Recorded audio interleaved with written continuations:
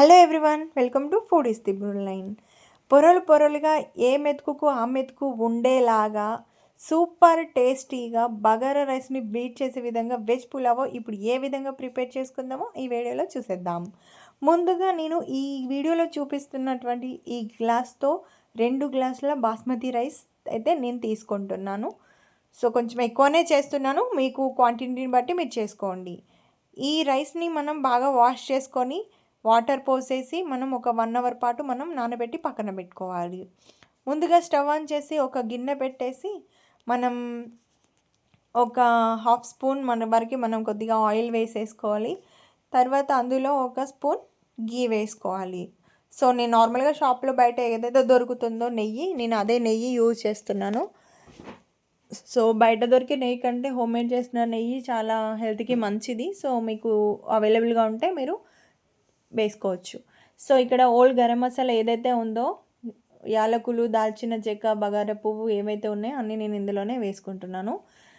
2 బగారా ఆకులు వేసుకోవాలి. సిమ్లోనే పెట్టండి, హై ఫ్లేమ్లో పెడితే తొందరగా మాడిపోతుంది. సో నార్మల్ ఫ్లేమ్లో పెట్టాలి. మనం నెయ్యి వేసాం కాబట్టి ఇట్లా పొగలు వస్తున్నాయి. సో ఇవన్నీ వేసుకున్న తర్వాత ఇక్కడ వచ్చేసి చిన్నగా కట్ చేసుకున్నటువంటి ఉల్లిపాయ ముక్కలు, 4 పచ్చిమిర్చి, ఒక 2 క్యారెట్ ముక్కలు, ఒక 2 ఆలుగడ్డలు ఇలా చిన్న చిన్నగా కట్ చేసేసి ఇందులో మనం ఫ్రై చేసుకోవాలి. సో మీకు వీలుగా ఉంటే మనకు నార్మల్గా బయట మార్కెట్లో దొరికే బఠానీ కూడా మీరు యూజ్ చేసుకోవచ్చు. షాప్లో మనకు చాలా వరకు సేల్ చేస్తూ ఉంటారు కదా, బట్ అది ఈరోజు నైట్ నానబెట్టేస్తే మార్నింగ్ వరకు మనకు గ్రీన్ కలర్లో వస్తూ ఉంటాయి. సో అవి అస్సలు యూజ్ చేయకండి, చాలా డేంజర్, అవి హెల్త్ పాడైపోతుంది.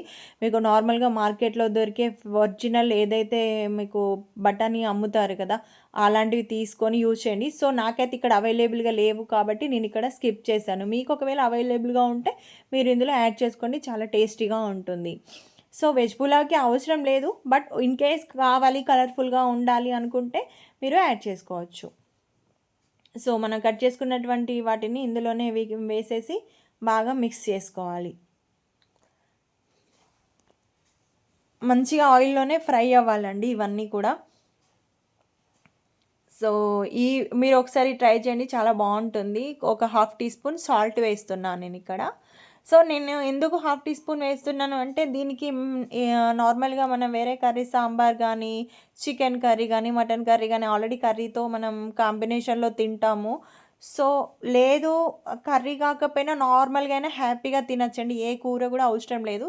సో ఇక్కడ మేము ఆల్రెడీ నాన్ వెజ్ ప్రిపేర్ చేసాం కాబట్టి దానికోసం అందులో ఎలాగో సాల్ట్ వేస్తాం కాబట్టి ఇక్కడ కొద్దిగా సాల్ట్ వేసాను. సో ఇప్పుడు దీన్ని మూత పెట్టేసి ఒక 10 మినిట్స్ మనం సిమ్లోనే ఉడకనించుకోవాలి. సో క్యారెట్, ఆలు, పచ్చిమిర్చి మంచిగా ఇలా ఆయిల్లో ఫ్రై అవ్వాలి. అప్పుడే మనం వాటర్ పోసి ఉడికించుకుంటే తొందరగా కుక్ అవుతుంది. లేదు మనం డైరెక్ట్గా ఈ ముక్కలన్నీ వేసాక వెంటనే వాటర్ పోసామనుకోండి అస్సలు కుక్ అవ్వవు, తొందరగా నార్మల్గా గట్టి గట్టిగానే ఉంటాయి. చాలా కలర్ఫుల్గా కనిపిస్తుంది కదా, తింటే కూడా చాలా టేస్టీగా ఉంటుంది. సో నేను ఇక్కడ ఇందులో ఈ గ్లాస్తోని నేను వాటర్ అయితే వేసుకుంటున్నానండి. మనం 2 గ్లాస్ రైస్ తీసుకుంటే 4 గ్లాస్ వాటర్ వేసుకోవాలి. 1 గ్లాస్ రైస్ తీసుకుంటే 3 గ్లాస్ వాటర్ తీసుకోవాలి. 3 గ్లాస్ రైస్ తీసుకుంటే 6 గ్లాస్ మనం వాటర్ తీసుకోవాల్సి ఉంటుంది మన మెజర్మెంట్స్ ప్రకారం అయితే. సో నేనైతే ఇక్కడ మెజర్మెంట్స్తోనే తీసుకున్నాను. సో ఈ వీడియోలో చూపిస్తున్న విధంగా 2 గ్లాస్కి 4 గ్లాస్ వాటర్ వేసుకున్నాను నేను. సో ఇందులోనే నేను కొద్దిగా కొత్తిమీర, పుదీనా 2 మిక్స్ చేసి ఇందులోనే వేసుకుంటున్నాను, కొద్దిగా పుదీనా. సో ఇప్పుడు వీటిని మంచిగా ఒకసారి కలిపేసి మూత పెట్టేసుకొని ఒక 10 మినిట్స్ మంచిగా కుక్ అయ్యేంత వరకు మనం మూత పెట్టేసి వదిలేసేయాలి. ఎందుకంటే క్యారెట్ ముక్కలు గట్టిగా ఉంటాయి కాబట్టి తొందరగా కుక్ అవ్వవు. సో ఇప్పుడు మనం కుక్ అయిపోయినాయి కాబట్టి ఇప్పుడు మనం పక్కనే కడిగి పెట్టుకున్నటువంటి బాస్మతి రైస్ని మనం ఇందులోనే వేసేసుకోవాలి. వాటర్ ఆల్రెడీ వేసుకున్నాము. వాటర్ ఎక్కువ అందులో పడనీయకుండా మనం జాగ్రత్తగా చేత్తో వేసుకోవాలి. జాగ్రత్తగా వేయండి మీరు వేసేటప్పుడు. వాటర్ వేడి నీళ్ళు అనేది చేతుల పైన చిల్లుతాయి. చేతులు కాల్చుకోకండి. నెమ్మదిగా చేసుకోండి. చిన్నపిల్లలకైతే బ్రేక్ఫాస్ట్ మనం నార్మల్గా బ్రేక్ఫాస్ట్లో కానీ పెట్టచ్చు, లంచ్లోకి అయినా పెట్టచ్చు, హ్యాపీగా తింటారు. కర్రీ అయితే అవసరం లేదు. మంచి టేస్టీగా ఉంటుంది. నార్మల్ ఈ వట్టి రైసే హ్యాపీగా కడుపు నిండా తినొచ్చండి. అంత టేస్ట్గా ఉంటుంది. ట్రై చేసి చూడండి. వావ్! ఇప్పుడు ఒకసారి మనం మూత తీయబోతున్నాము. సో కొద్దిగా వాటర్ అయితే ఉన్నాయి, లైట్గా వాటర్ ఉన్నాయి. మళ్ళీ ఒక 5 మినిట్స్ మనం సిమ్లోనే పెట్టేసి అలా ఒక 5 మినిట్స్ మనం దాన్ని వదిలేద్దాం. 5 మినిట్స్ తర్వాత మనం మూత తీసి చూస్తే గుమగుమలాడే అమెరికా అందం రమ్మంటోంది, చెలాకి చం చం. సూపర్ టేస్టీగా అయిందండి రైస్ మాత్రం. వావ్! అసలు నేను ఇక్కడ కుక్ చేస్తున్నాను కాబట్టి ఆ స్మెల్ అయితే చాలా బాగుంది. సూపర్ అంటే సూపర్ ఉంది.